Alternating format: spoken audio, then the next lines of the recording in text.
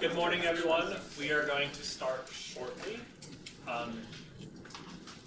My name is Jared McCarty. I am the Assistant Vice President of Advancement here at Roosevelt, and I am very glad to welcome you all to this event today, especially as we start to transition back into in-person events. Welcome to the 2022-23 Frank Untermyer Lecture and Awards Ceremony. Thank you for joining us today as we celebrate our faculty members of Roosevelt's past and present, Frank Untermyer and Dr. LaDonna Long. Over the past 3 years, I've had the pleasure of getting to know Amy virtually, so it's wonderful to see her in person today. Amy is the daughter of Frank and Ethel Untermyer and the founder of the Frank Untermyer Excellence in Teaching Award. Amy established this award in 2006 as a meaningful way to keep her father's spirit alive. Frank was a founding faculty member of Roosevelt and Professor Emeritus of Political Science and African Studies. The award recognizes an excellent teacher whose academic focus lies in social sciences. I now welcome Amy to share a few words about her parents and this award.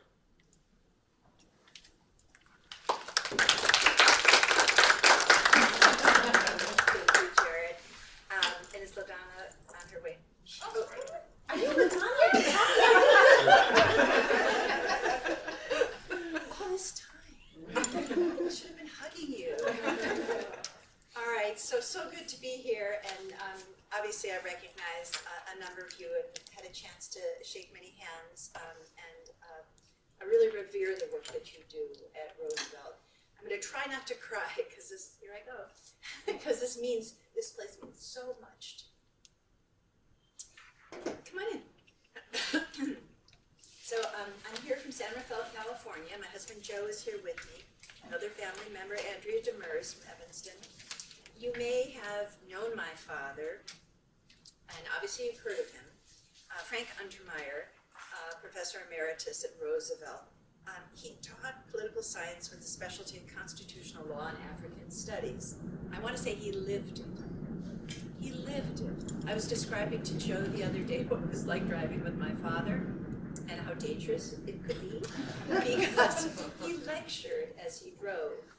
You know, he might say something like, to Billy McBride or some of the kids who live, or Andrea who live nearby, he might say something, well, you might consider reading, Thoreau, or how well do you know Mozart's X Symphony? Because at this point in time, I do feel that it would enlighten our discussion, and we're driving. Anyway, he was such a charming man. He would have been considered a Renaissance man, someone who knew absolutely every symphony of Beethoven, Mozart, Haydn, Schubert, and listened to them constantly, and knew every word of Shakespeare backward and forward, to say nothing of Achebe and all of the African novelists that he could read, gobble up, and recommend to the rest of us. So anyway, he positively influenced many, many Roosevelt students and faculty members. He was a personal friend of Charles Hamilton. All of these people basically lived in our house in the woods in Deerfield, Illinois. He wanted to be part of Roosevelt's mission from the moment he heard about how the university had been founded out of protest against discriminatory admission practices at the Central YMCA College. And parenthetically, my mother was part of that class at the Central YMCA, Ethel Untermyer. She was an avant-garde, and everybody knows this, avant-garde woman with long hair, a natural-born leader, and was part of walking out of the Central YMCA with President Sparling, who also kind of lived at our house out in the woods, and decided to establish a school that was free of quota. That was the big issue at that point in time, I'm sure you know, because he said we don't count people. How many blacks, how many Jews do you have in your student body and faculty? He said we don't count people. So my father Frank was a friend and colleague of the legendary Roosevelt University sociologist St. Clair Drake, who with his wife Elizabeth and the children Carl and Sandra also lived in Deerfield a lot with us. And he maintained many historic papers from their years together. In addition to 36 years at Roosevelt and the 60s, Professor Untermyer taught at the University of Accra, Ghana, where we lived alongside the Drake family and also the Birminghams. Walter Birmingham was a famous economist in England, and the warden of one of the first settlement houses in the world, Toynbee Hall. And my father taught at the University College of Tanzania. He was devoted to public service, civil liberties, equal housing, and education, and the conservation of natural places and the education of international students, and students who thought internationally, which is, I do believe, it's part of your mission really, is to open up the world to students who may, and this may sound ironic, only know Chicago, because Chicago is the world, right? But open up the world to them through his teaching and through supporting them in their studies. For my father, people mattered, and he was instrumental in building a better future for all students at Roosevelt. He was purposeful in educating African students whom he expected would become a force for democracy back home. And that was the case for many, many teachers who were Africanists, in this country, is they supported African students coming here and then hoped they would make a difference in their home countries, because that was always a struggle in colonial Africa, as you know. Because of this, I've established the Frank Untermyer Excellence in Teaching Award to honor this dynamic and devoted teacher who expanded students' horizons, giving them the education to make an important difference in the greater world. And Dr. Long, so nice to have met you, embodies the values of my father, whose commitment to the Constitution, understanding geopolitics, and hope for world peace was rooted, I believe, in his own exceptional professors and admiration for what one educated person can do by standing up for what is right. Thank you. Thank you, Amy. I must share that yesterday I received a phone call from a Roosevelt alum who had seen that this lecture was taking place. And he was a student of your father's. Aww. And he said to me to pass that message along, that your father changed his life and that of his students. But what that reiterated to me, and what Amy, your comments, is that we build relationships with people. And the people are the relationships and the legacy of Roosevelt University. And so thank you for continuing to share the wonderful legacy of your father and your parents and allowing us to be part of that. So thank you again, Amy. With that, I would like to introduce Cammie McBride, the Dean of the College of Arts and Sciences, who will introduce this year's honoree. Good morning, everyone. Good morning. It is my honor to introduce the 2022-23 Frank Untermyer Excellence in Teaching Award recipient, Dr. LaDonna Long. Dr. Long's dedication to the craft of teaching is evident in her collaboration and support of colleagues, her pursuit of professional development opportunities, and her transfer of those insights and skills into the classroom to enhance student experience. Long's support of colleagues became evident when the university moved to remote and online learning. She led with curiosity and collaboration. She researched the best practices, reached out to colleagues to talk through the best practices, and shared information and techniques. Long pursued professional development opportunities specifically related to restorative and transformational justice. She then brought those practices into the classroom, providing a space for students to develop practical skills through active engagement.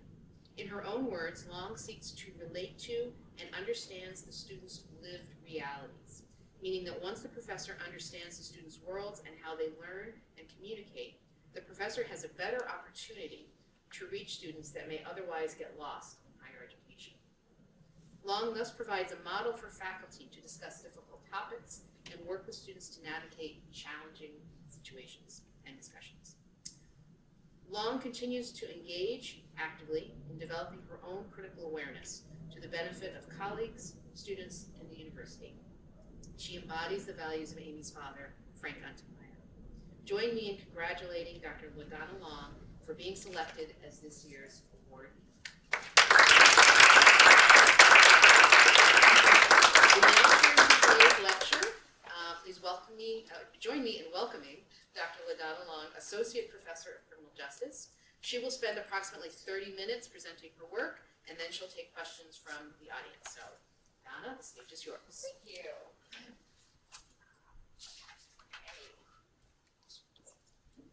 All right. Thanks everyone for coming. I really appreciate this, and I have to say, Amy, I think this is like the perfect moment for this to have happened to me because I love that this is in memory of your father, and I lost my father in June of this year. So I would like to dedicate this to him, and I don't think that once someone passes away that they're gone forever, that they're still here. So I'm hoping that he is present here today and can see me teach as he always said he wanted to see me teach, but he never got the chance to. So I want to say thank you for that. So when I was doing the presentation for today, I was trying to figure out a great way to introduce what I wanted to talk about. And so I thought of the South African phrase, Ubuntu. There's many different ways you can kind of say it and describe it, but one way that I liked is I am because you are. And so I always believe that I am because of people like you and people that I have interacted with in my life, and I wouldn't be here without other people. So I want to personify that in teaching and my research and a lot of things that I do. So to explain how I do teaching, I think it's super important to understand my why, and I have to kind of go all the way back to undergrad. And so in undergrad, I embodied all of these things that you see on the screen. I was an African-American woman, first generation, so the first person in my family to go to college, born on the south side of Chicago, and in my first year, actually first semester, I was diagnosed with anxiety and OCD. So I will never forget my first class where I have always been like worldly and wanted to travel, and I decided to take a class called Conflict in the Middle East. I had no clue about Middle East, conflict, anything. I just wanted to learn. And it was a really benign question that the teacher asked, which was, what do you know, right? And honestly, I knew nothing. But I was in a classroom where people had visited the Middle East, had grandparents that lived there that had survived the Holocaust. And I remember thinking, what did I just get myself into? And I honestly have to say that that's how I felt for my total 4 years. In my first semester, the midpoint, you know how you give grades out to students to let them know how they're doing. It wasn't that I didn't know that I was doing bad, but once someone gives you a card that says you're doing bad, it has a whole new personification, and it said that I had a grade point average of 1.5. And so I was seriously struggling with a lot of things that semester. This all turned around, but it culminated in my final year where I got sick due to anxiety because I really wanted to graduate, and I put myself in the hospital because of anxiety. And I literally signed myself out of the hospital so I could turn in my final project. What this all told me basically as I've gone through teaching is that when I was in undergrad, I thought I was alone. Like no one was experiencing what I was experiencing, and now I know that there's a lot of people who experience what I experienced. And so there are 3 things that I have decided that I have to do every time I teach. One is I never want a student to feel the way I did in undergrad. It affected me. I can honestly say that undergrad was much harder than grad school for a lot of reasons, but I never want a student to feel that way. I always want my teaching to not only instruct, but to make their lives better. So I have to have that connection between what's going on in the world and what's going on in the classroom. And then to challenge myself, I have to make sure that I never settle, that I never am stagnant in my learning and in my research, to check myself and then to learn how to ask for help. So point number 1, in order for me to basically make a student feel comfortable, I have to create a safe space. So one of the things that I do is I ask them to tell me about themselves. It's much easier now because we have Google Forms. The old way was I had a sheet and had questions and had them write out things. But I ask them to tell me about themselves. What do you like to do? Do you work? What's your major if they're not CJ? Something about themselves that helped me get to know them. I also have started to do journaling. And this has been really important for my victimology class. So when we talk about things such as hard topics, which I absolutely love doing, and victimology, I have them do journaling. I found that students don't really like to talk about certain things, but I can get them to talk about things if I'm saying, hey, tell me how you feel about this case, or, how does this relate back to you? I also do it in senior seminar because students get really, really panicky in senior seminar, and I remember that and I understand. So I have them write, how are you doing now? How do you think you're progressing in this class? Are there any questions you have for me? And it's a way for me to be able to do it without having to point them out in class and saying, hey, how are you doing? Like, they can tell me themselves. I also have alternative assignments. So in my victimology class, we do some heavy topics. We talk about domestic violence, we talk about sexual assault, all types of things, and I realize that it can be triggering. And at the beginning, I say, hey, I understand that many of you may have experienced these things.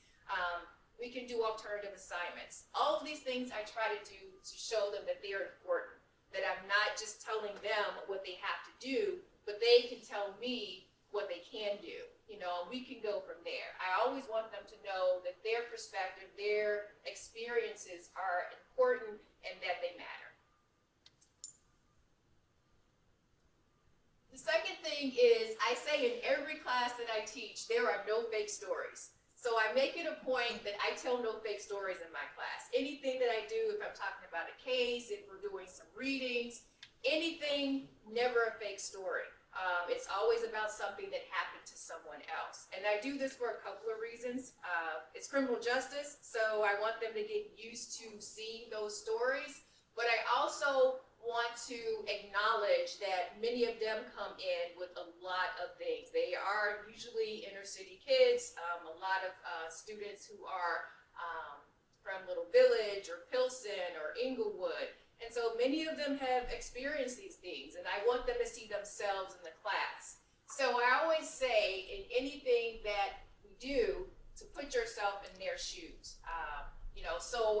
One thing that I've had students do is, I had in the book No Way Out, it's actually about Pittsburgh and people who are just basically not being able to find ways out of poverty. And sometimes people don't understand that, like, how can you not get out of poverty? Just, kind of pull yourself up. But I literally have them do assignments saying, here is this particular person, here's her situation, you figure out how she can get out, right? And so it makes it personal and it makes it a little more tangible. I also give resources in victimology. I basically tell them, hey, here's some places you can go for sexual victimization. Here are some places you can go if you need a domestic violence shelter. Here are some places that will give you money in case someone has been killed by homicide and you do not have the funds to pay for funeral expenses. I think that's absolutely important. So that is another way where I'm giving them information, I'm teaching them, but it's also something that they can use for themselves or for someone that they know later on in life. I always go in with the fact that more than likely something in victimology they are going to experience or somebody they know is going to experience it. So it's best to have resources and to know how to deal with it. A lot of them want to be law enforcement. I also want them to understand what people are going through. I also make sure that the readings mirror the students. So that means that I am using readings that are of African American descent, they are of Latino descent, all those types of things. So I put a couple of books that I usually use. Perk County is by someone named Nicole Gonzalez, and she does this very, very critical analysis of 26 in California. I don't know if any of you have ever been to the courthouse, maybe you've been there, but she used to be a defense attorney there. And so she talks about some of the things that she experienced there, the racism, how people were treated. Silent Sales is actually someone who writes about how drugs are used in the prison system and kind of how to medicate prisoners to kind of keep them docile. So all of those things are things I want them to know. You may have heard of Heat Wave by Eric Klinenberg, which is about the heat wave of 1995, where a lot of people died, and it tells you how different neighborhoods in Chicago experienced it. So it tells you about like Little Village and like Inglewood, and how there was like way more people who passed away in the Black neighborhood as opposed to the Latino neighborhood, and why that happened. I think that's super important because it kind of gives them a voice to talk about things that are going on in their life. I also use things called vignettes. So I give them in my victimology class something, a story of like maybe someone who has experienced domestic violence. Again, no fake stories. And then I tell them as their final assignment, they have to come up with a resource packet for this person based on what they've experienced. So you have to figure out everything this person is going through and what kind of resources would be best for this person, and you're giving it to them. Pretend like it's an actual person that you know. I think it's absolutely important. This is one of the tenets of my class. No matter what I teach, there are no fake stories. But I also say that I have to learn. I have to bring myself into class, and I have not been able to do this without the help of professional development here. I do realize that some of the things that I do, you have to be vulnerable, right? And sometimes we don't like being vulnerable, especially in class, but I think if I'm going to expect my students to be vulnerable, I have to be vulnerable as well. So a couple of things that I've done here that has helped me in a lot of ways. First one is the online teaching academy. It helped me produce an online victimology course. I've always wanted to do it. I thought that I could only do it face-to-face, but I found that I can do it online, which means I can actually give that information to more people than I ever thought I could, you know, through podcasts and career reflections. It's absolutely important to me that I give that information to a wide array of people.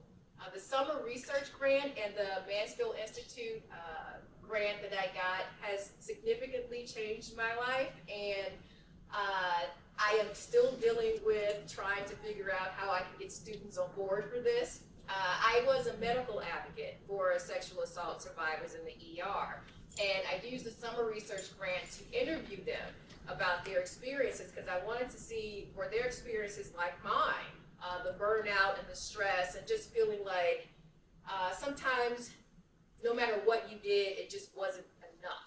And I found out that it was. It led me to start looking at restorative justice practices, and if you don't know about restorative justice, it's really looking at a different way of handling conflict. So instead of going through the adversarial system of the criminal justice system, it's sitting people down in a room and having a discussion. And I am personally a fan of it in cases of sexual harm, because that's my area. So I took a class called from this group called Ampersands. It was a 16-week course, so I went back to school, and we learned how to basically do restorative justice for people who have been sexually harmed, which means that you have the person who's harmed, the person who has been harmed, and then the person in the middle, basically having them have a discussion about what occurred. I have started to use this in my class. It has been mixed. So I realized that I am a criminal justice professor in a criminal justice program, and most of the people in there want to be police officers and believe in, you know, this black and white thought of crime and who should pay. And now I'm introducing them to other practices and to try to get them to change their mind. They all know the system doesn't really work the way it should, but I want them to question it and see that there's other things that you could be doing in the system. So in every class that I've had since taking this class, there's a question somewhere asking them, do you think you should use restorative justice practices for, you know, sexual assault, sexual victimizations? And, you know, I do get pushback. Again, it's me being vulnerable, and it's okay. I want to expose them to that there's other ways that we can start thinking about it and not being pigeonholed into this box that we tend to do in criminal justice. It's also helped me try to think about expanding CJ program options, where I'm thinking about mental health and substance abuse and all those other things that are not necessarily so punitive that we typically associate with criminal justice program. The last thing that is dear to my heart is the vulnerability. I am not always the best in being vulnerable, but I have learned that I need to be in order to expect them to be. And I've used life experiences. One of the dearest things that I do in my class is I have a really good friend whose father was murdered in Ohio. And she had to go through the whole criminal justice system. It took several years, and she did a victim impact statement where she talked about how this particular murder and the loss of her father impacted her. And I asked if I could use it in my class. You know, like I asked if she would be willing for me to read it to students so they know exactly what the victim impact statement looks like. That has always been the most gracious thing that she could have ever done for me, because I think once students hear what goes into that victim impact statement, they understand better. So all of this has led to me being a better professor, but also being able to disseminate it to students. And then they reverberate that back to me, so I again can be a better professor. So yeah. So I just wanted to leave with this. My story is a freedom song of struggle. It is about finding one's purpose, how to overcome fear, and to stand up for causes bigger than oneself. And I do believe that, another reason why I'm really appreciative of this and this opportunity is because I don't think I really have taken a time back to see what I do and why I do it. And this gave me that opportunity to really think about the things that I do and the things that I want to do and how important it is to me. I admit that I struggled early on, and so I can, be that voice to students who are struggling. I absolutely get it. But I did find my purpose. I'm overcoming fear all the time. Every time I step in that classroom, you never know what you're going to walk into. That's part of being vulnerable. But it helps me to stand up for causes that are definitely bigger than myself. Thank you.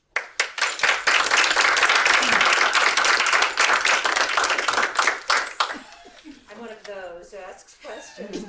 So, first of all, it's so nice of you to dedicate this to your father. Really quite wonderful. I'm a high school teacher, almost sort of quasi-retired, and I was trained in restorative justice and I helped process some of the discipline cases in high school. Yeah. And this is the first time I had heard, and it's part of what you do, the expression harm to the community, harm to the society. And that restorative justice is all about recognizing when there's some harm that's done to the society or to the community, that must be overcome for the community society to recover, to thrive. Obviously, it'd be great if the perpetrator of the harm would do more than just apologize and go through the action. But I'm really curious how it is that in your line of work you get to an authentic movement from obviously the victim of the crime expressing him or herself, and then the perpetrator acknowledging it, but then healing the community, right? Yeah. Or the society. Yeah, no, that's a good question. So I really appreciate the class that I took, because it showed me that it's not easy, and not everybody is built for that process, right? Like, it has to be something genuine. But on our end, we have to put in checks and balances to make sure that it is authentic. So there's something that we have called pre-conference, and it's sitting down with the person who is harmed and having a very direct conversation with them. So this means that they have to admit that they've done harm and actually understand how they've done harm. there is actually like a questionnaire that we give them where they answer questions. So it's a long process before we even get to the point of the meeting. And if he does not, or she doesn't check off those checks and balances, it does not happen. The process does not happen until we absolutely know both people are on the same page. So even if the person who has been harmed said one thing happened and the person who harmed says, well, I think it happened differently, it's not gonna happen. They have to both be on the same page. So this is not a process that is for everyone, but I always like to say I like having options because for the community I serve, like women of color, particularly Black women, they don't want to engage the criminal justice system. They want the person to be held accountable, but maybe not the criminal justice way where someone's spending a lot of time. And we also have to remember that for sexual victimization, it's usually somebody you know. So there's those feelings mixed into it as well. Maybe they want a different way of handling it. But before we can even get there, as you said, they have to have ownership for what they've done. And as a follow-up question, I mean, all of us, whether we've experienced violence ourselves, yet how traumatic this is on human's life, on any creature's life. And so there's that aspect, the personal aspect. But the community, society is so much larger. I just, I'm thinking of someone, let's say, a perpetrator of rape or violence of some kind against a woman, a man, whatever, a child, an animal. Getting past, just the process itself really leaves me wondering, getting past whatever drove them at that moment in their life, right, to the understanding the personal harm that they did to this person who's just like going through such trauma, and probably something they know, like you said, right? To the family, to the community, right? To walking down the street and understanding. It comes to, what is it, something in reconciliation that happened in South Africa? Yeah. To be able to get to the point where you actually understand that you not only owe an apology and to change your ways to this person you've injured, but everyone around you as you're walking down the street or as you're going into stores, you've harmed that whole, you mentioned little village, I'm not familiar with that, but you've harmed that whole village. And so there's different ways that you can do restorative justice. So there's the typical person who's been harmed, person who's harmed, and then the RJ person. But then there's other ones where it's a community based. So I've definitely seen some where you have those parties involved, but the community is invited to the actual meeting, where it could be the immediate neighborhood or community. It could be family members on both sides, other people who have been impacted. So it is not limited to the traditional three-party, let's talk this out. It could be expanded to community and community members. You also have to make sure that they're instructed as how to act in the meeting, because you don't want people to get overly upset, because that takes away from why you're in the room. So it is definitely very tricky, but it can be done. And one last question. So I've seen such strength, particularly from women victims.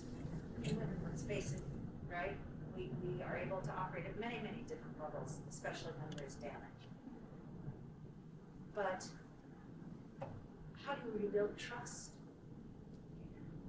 It's I don't know if restorative justice will ultimately be the final way of having someone build trust. I think what it can do is help that person begin the process of restoring trust. And you do that by giving them a voice, right? Like they can talk to the person and say, this is what you did to me. This is how it affected me.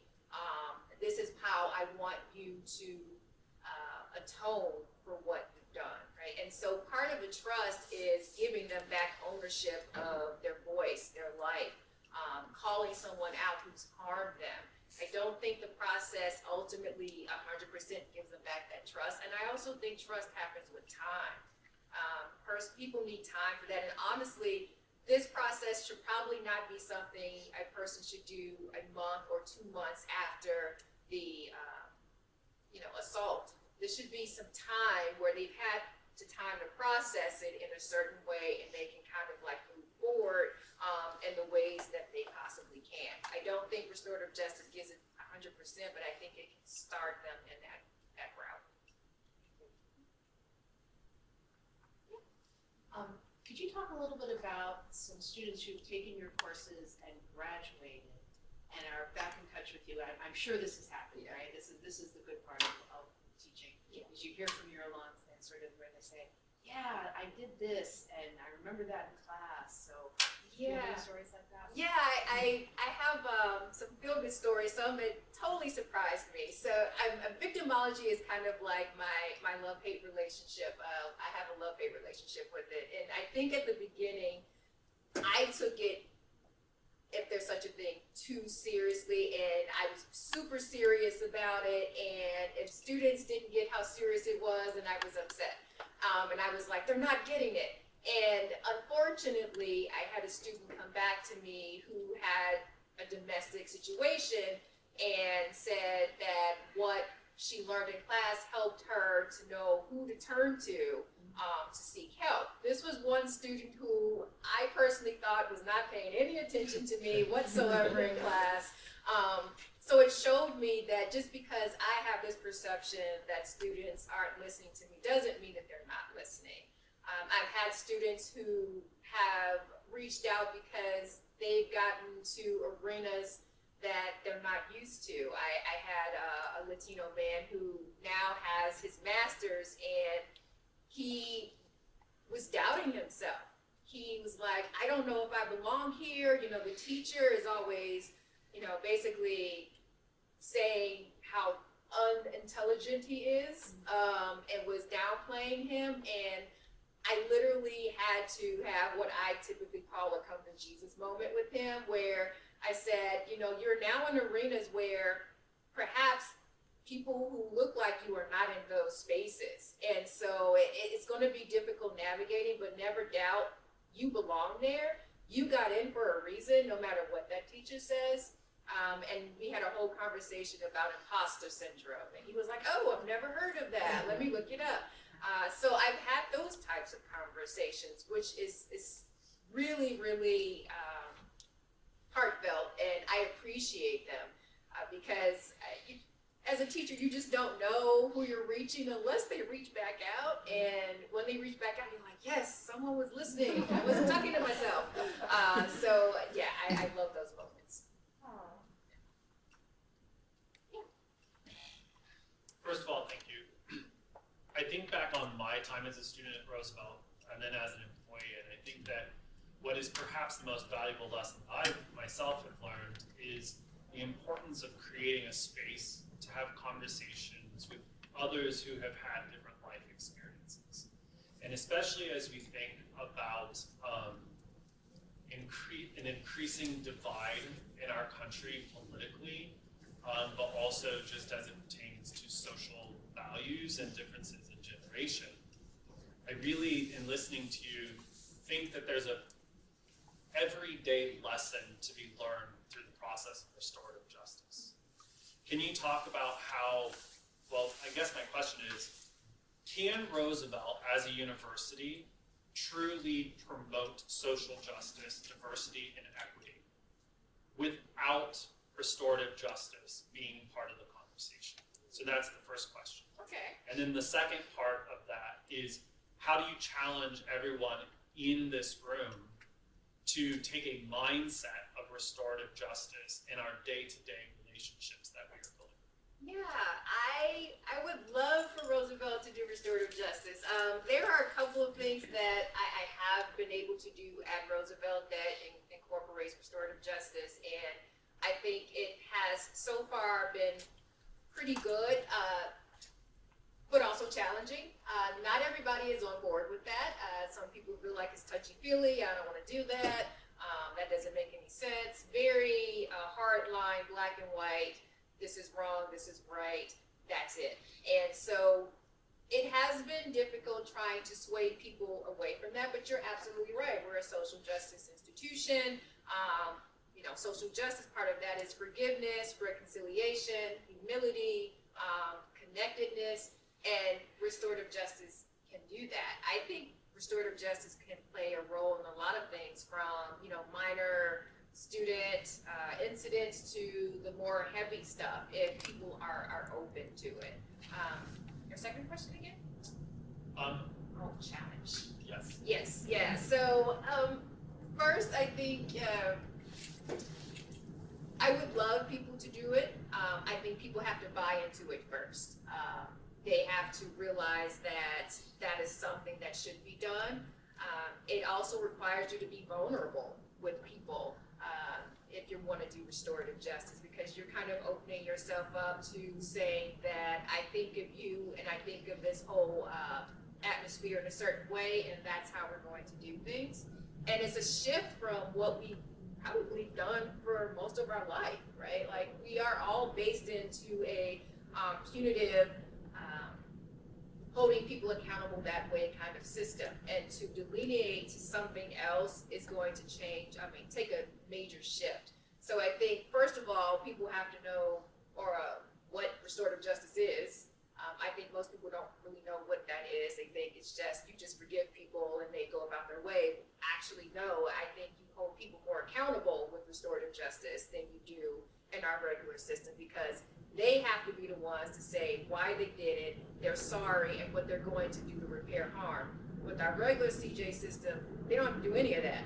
Like, you get to go to prison or, probation, and that you're done. You don't have to be held personally accountable. So I think it's a shift. I do challenge people to maybe use it in my classroom. I've had to use it this semester in a little bit of ways where, there was a couple of discrepancies between students in a project, and I just had a sit down with them and asked them, like, what's going on? Let's have a conversation about this. But also letting them know that I'm not being judgmental. I'm not going to penalize you. I told them I'm not a person who's big on punishment. I'm a person who's big on learning from mistakes and moving on. And so I think that's something that all of us could probably use in our classroom, but I do think it's going to take like a major shift. Thank you. And as a quick follow-up, what your response reminds me of is, unfortunately, there's a perception, I think especially in the United States, that mental health care is really something that gets put to the back burner. It is a last resort in the instance that there is already an identified problem, versus embracing a person's emotional and mental well-being and fostering that environment. And I think a lot of what you're saying about there being a resistance to restorative justice is similar to a resistance to mental health, of not wanting to address the problems as they come about and taking responsibility. Do you see that is similar, and how does restorative justice and mental health align with one another? Yeah, so in order to be able to be the person who, takes into account mental health and all the things that come along with that, it requires you as a professor to switch very quickly. And I think that we tend to get wrapped into, this is my syllabus, this is what we're doing, do not deviate from what we're doing. And when you bring in those things, you have to be okay with coming into the classroom any given day and somebody not being okay. Somebody who might be struggling and you can physically see it. I had a student this semester who, I did a little project in class trying to help them understand the trials and tribulations of LGBTQ people. And I think, that what I thought would be triggering was not triggering. It was the fact that, we were using paper and I had to promise her I was going to recycle, but I could tell that she was very, very conscientious of that. I didn't expect that, but I had to be very clear that no, I see you, I understand that you are not happy with this process. I'm going to pick it up. If you want to watch me pick this up, it's okay. And you have to be okay with those types of things in the classroom if you're going to do things like restorative justice or do things that kind of deviates from what a lot of people do in the classroom. You just have to be okay with that, and until you are, I think it's going to be like this tension. It's going to be problematic. I was wondering, could you speak a little bit more on students who are in the program thinking of becoming, police? And then, like you said, well, I want to expand, push back a little bit. And then I'm thinking, well, how do you do that? Yeah, slowly. Because I would say about half the students that we have want to be police officers, and nobody, because I've asked this question, nobody thinks the system is perfect, but they still have this idea that they're going to be the ones to change it, and I always have to tell them, like, no, the system often changes you. And so it has been difficult, but I definitely will continue to push back because, again, I feel like as someone who is graduating people to go into that field, they have to be people who are better than what we have right now. What that looks like, whether some people want abolition of the system or, trying to find new ways of advocating for people outside of the traditional system, which we're starting to find a lot of students who are really interested in nonprofit work and advocacy work, so that helps a lot. But I do have a lot of pushback, specifically in my love-hate relationship with victimology, where I have a section on sexual victimization, and because it's a safe space, they feel safe to say a lot of things. And one student said, "I don't understand this. Sometimes women do lie, and I as a police officer, that's my job to, make sure those people who are lying aren't, faking the system." And I had to push back, and I had to tell them that, one, if you're a regular police officer, that's really not your job. Your job is to just take information, like that comes later. You just take the information. And I was like, but at the end of the day, even if you think this person is lying, there's nothing wrong with just being kind, right? Like, it doesn't take a lot to just be kind, because clearly, even if you think someone's lying, there is something going on with this person, and it doesn't help for you to be contentious as well, right? It's not going to help that situation. And he got it.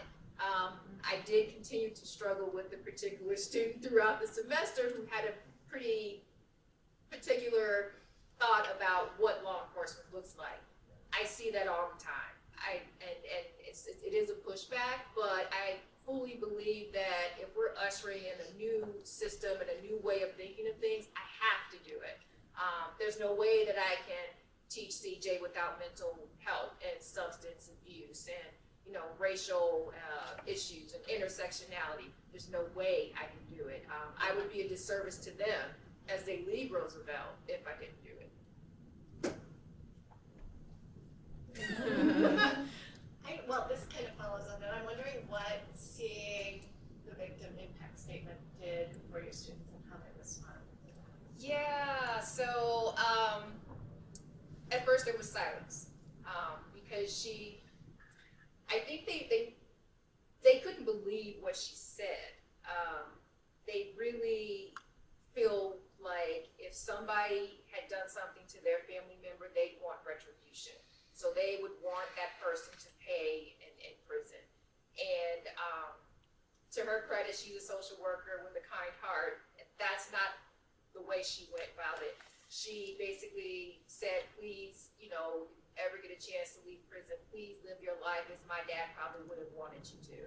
And she also offered her father's Bible to them, to basically remember him. So her version of it was very forgiving, and not that she forgave them of the crime they committed, but she released all of that energy that goes with anger and hatred and resentment, and dealing with loss. So I think silence, I think students were like, I don't know if I could do that, I can't believe someone did, but I think it was helpful to see that someone could be that person, that not everybody wants retribution in the same way, and this is an actual case. There are no fake stories.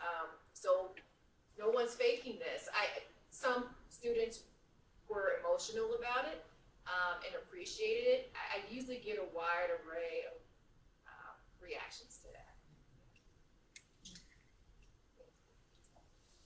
You know, I think it's actually rather ironic how we use the word mental health only when it comes to a point where it is not mental health, or is the lack of mental health. So mental health, you know, health is considered to be the positive, right? And so as obviously there's this great connection between crimes committed and lack of mental health, right? You know, so my thought is your field, criminal justice, the victimization, how is it linked to, I don't know, mental health, meaning engendering good decision making, personal responsibility? Because this happens when we're young. You don't have to have money. You don't have to have a fancy address to be with a parent who teaches you about this, right?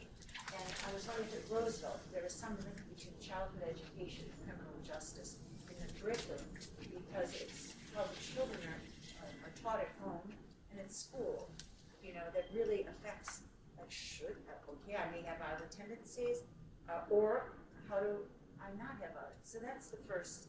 I appreciate your feedback. And the other one is, explain your love-hate relationship with victimization. I mean, I have that too, because I think a lot of people who have been victimized can very easily fall into a lifetime of being a victim. Yeah, so your first question, I think, what I'm hoping in the future is to wrap in psychology a little bit more with criminal justice, and in fact, we have a lot of overlapping students, and that is one of the reasons why, you know, our justice system, the prison system, incarcerates a lot of people with mental illness. The book that I talked about, where Anthony Hatch is talking about, like, over-medicating prisoners to kind of make them docile, all of that goes into it. I'm hoping that that is the future that I can kind of proceed with criminal justice, because I think it's absolutely important. It's a huge part of our justice system, even with, you know, police brutality, and excessive force and lethal force. You know, people who are, you know, mentally ill, unfortunately, especially people of color, are treated a different way. And not given those same exceptions. So I'm hoping to do that a lot more. My love-hate relationship comes with it because I feel so passionate about victimization. Like, it's been like my whole life process from undergrad until now, and it's always been focused on sexual assault, especially for Black women. And because I'm so passionate about it, you know, I started off wanting other people to be just as passionate as I was, and sometimes I forget that it's new for them, that these are students, that they are hearing information that is very uncomfortable, and they don't know really how to react to that. And I've had to switch my teaching and how to approach that, which is why I do the journaling and ask them, like, they have to do 10 journals. It could be about anything on victimization. It could be on sexual harassment they saw on the street. It could be about a movie. So I'm trying to draw them in and understand how it applies.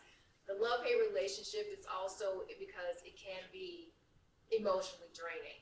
The stories that students tell me, once they feel like it's a safe space, is me really having to check on them to make sure that they're okay, right? It could be something that happened to someone they know, or something, you know, that they saw on the street that really disturbed them, and they write about it. And so, like, as someone who does qualitative work, you're kind of stuck with those thoughts and those memories and what they tell you, and that means that now I have to figure out how to take care of myself after hearing what they're talking about.